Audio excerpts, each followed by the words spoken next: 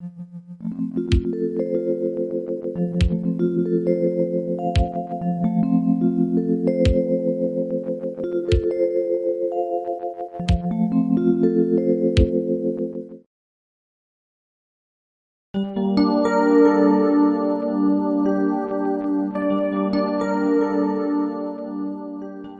നോക്ക്, ഒരപ്പൂപ്പൻ. അപ്പൂപ്പ. ആരോ വിളിക്കുന്നുണ്ടല്ലോ. അപ്പൂപ്പ. ആ ഭാഗത്ത് നിന്നാ ശബ്ദം കേൾക്കുന്നത്.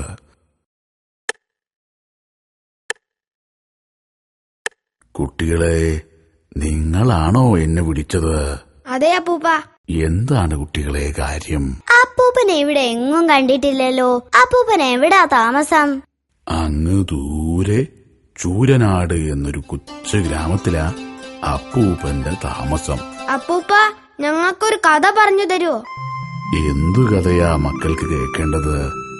അപ്പൂപ്പന് ഒത്തിരി കഥകളറിയാം. ഒരു രാജാവിന്റെ കഥയായാലോ? അത് മതി.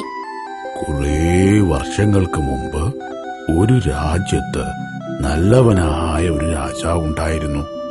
തന്റെ രാജ്യത്തെ ജനങ്ങൾ എന്നും സന്തോഷത്തോടെ കഴിയണമെന്ന് ആ രാജാവിന് നിർബന്ധമുണ്ടായിരുന്നു.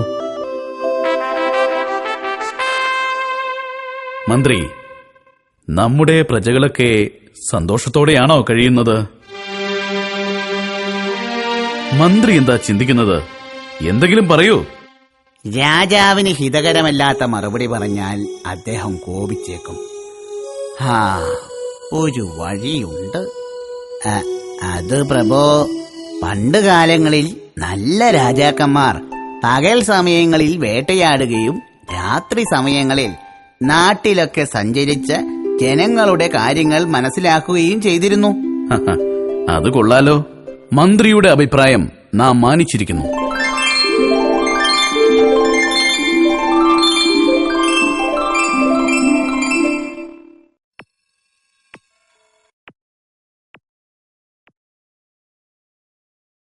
കൊട്ടാരത്തിലെ തോട്ടക്കാരന്റെ ഭാര്യയാവാനാണ് എനിക്കിഷ്ടം.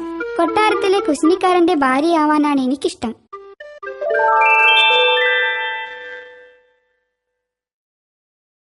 നീ എന്താ മിണ്ടാതെ നിൽക്കുന്നത്? നിന്റെ ഇഷ്ടം എന്താ? ഇവിടുത്തെ രാജാവിന്റെ പത്നിയാകാനും ഈ രാജ്യത്തിന്റെ രാജ്ഞിയാകാനുമാണ് എനിക്കിഷ്ടം.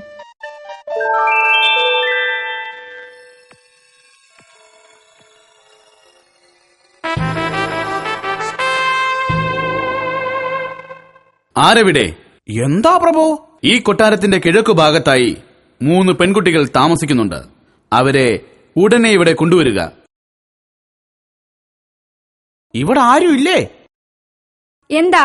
നിങ്ങളെ കൊട്ടാരത്തിലേക്ക് എത്തിക്കാൻ രാജാവ് പറഞ്ഞയച്ചതാണ് എന്നെ.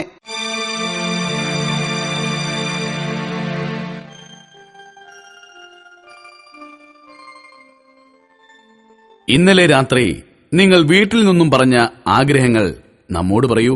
നാം അത് തീർച്ചയായും സാധിച്ചു തരും.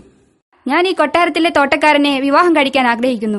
ഞാൻ ഈ കൊട്ടാരത്തിലെ കുശിനിക്കാരനെ വിവാഹം കഴിക്കാൻ ആഗ്രഹിക്കുന്നു.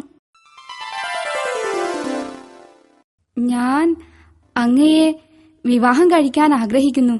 ശരി, ഉടൻ തന്നെ ഇവരുടെ ആഗ്രഹങ്ങൾ നിറവേറ്റാനുള്ള ഏർപ്പാടുകൾ ചെയ്യൂ.